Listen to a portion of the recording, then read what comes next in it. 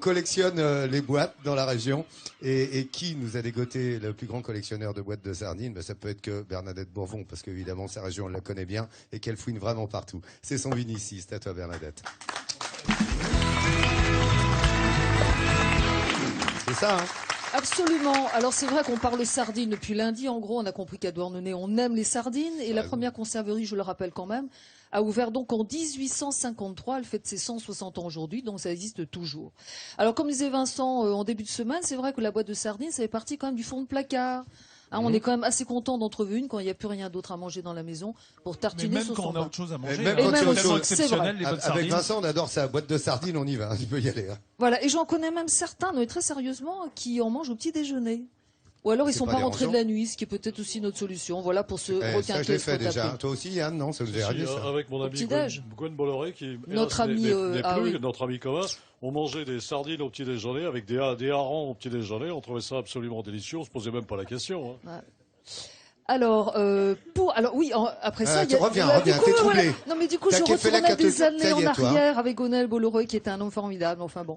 Et donc, on mangeait des sardines et aussi beaucoup d'autres choses fort sympathiques. Et donc, pour reparler des boîtes de sardines, il y en a qui les collectionnent. Et comment ça s'appelle, les collectionneurs de boîtes de sardines? Les collectionneurs de boîtes de sardines. Un sardinologue. Des puxis sardinophiles. Voilà, vous aurez bien un mot aujourd'hui. Et pour les collectionner, il faut d'abord les acheter. Hein? Donc, on est allé dans un petit magasin du côté des Halles à Douarnenez, où Chantal est la reine de la sardine. Qui se serait douté il y a quelques années que la sardine se ferait emballer? Depuis que la boîte se pare de dessins, photos, voire de tableaux, elle est devenue objet de convoitise. L'occasion de redécouvrir les boîtes les plus anciennes de la fin des années 40. C'est la traditionnelle douarneniste qui était fabriquée dans l'usine qui est en bas de la rue Anatole France, qui descend au port, et donc avec la coiffe des douarnenistes, la penne sardine. Alors, millésimé, ça veut dire quoi exactement? Il y a une question de taille, de jolis lots de sardines et aussi de taux de graisse dans la sardine à un certain moment de l'année. C'est-à-dire que plus elles sont grasses, meilleures elles sont. Voilà. Mais millésimé ne veut pas dire obligatoirement décoré. Il existe aussi des millésimés en boîte classique. Donc la 2010 en sardine de Garde. Et ici, il en reste juste que quelques-unes. Ça, c'est le top. Donc c'est des petits tirages. Et donc ça revient moins cher de faire des boîtes en carton autour des boîtes nues. Parce que dans les boîtes décorées, il faut faire des très grandes quantités. C'est en septembre que les nouvelles boîtes de sardines sont livrées. Mais il suffit d'une fête ou d'un anniversaire pour qu'une petite dernière fasse son entrée. Bonjour madame. Bonjour monsieur Naf. Je viens voir si vous avez quelques petites nouveautés. Alors, en cette saison-ci, c'est pas la grande saison des nouveautés, mais on a quand même reçu la boîte spéciale pour les 160 ans de l'usine Connétable. Oui. Je vous apprends rien en disant que c'est la plus ancienne usine de sardines du monde. Partout où je me promène, je passe dans les épiceries et j'arrive à en trouver aussi. Surtout quand on va à l'extérieur de la Bretagne, quoi. On trouve même des bretonnes à l'extérieur qu'on ne trouve pas en Bretagne. Et je cherche à comprendre.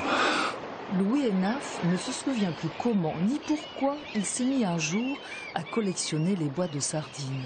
Son trésor compte 870 pièces, locales ou étrangères, marocaines, portugaises, canadiennes, japonaises. Parce que le Japon maintenant s'est lancé dans les boîtes de sardines aussi, ce qu'il ne faisait pas avant. Et Louis possède aussi quelques collectors qui racontent l'histoire de la ville. Il y a ça aussi, il y avait une conserverie qui n'existe plus, et où est maintenant le musée du bateau à Douarnenez. Celle qu'il y avait là-dedans, c'est pareil, ça date parce que l'usine n'existe plus depuis les années 60.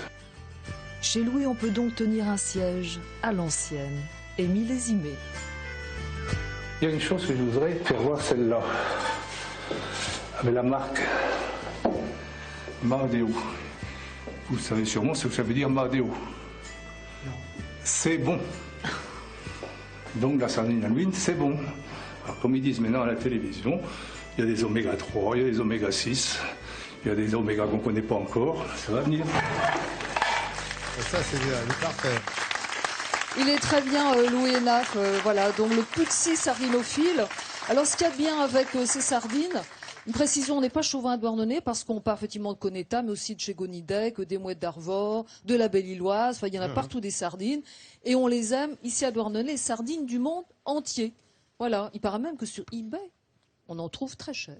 Oh, mais dites-moi. Merci pour le collectionneur.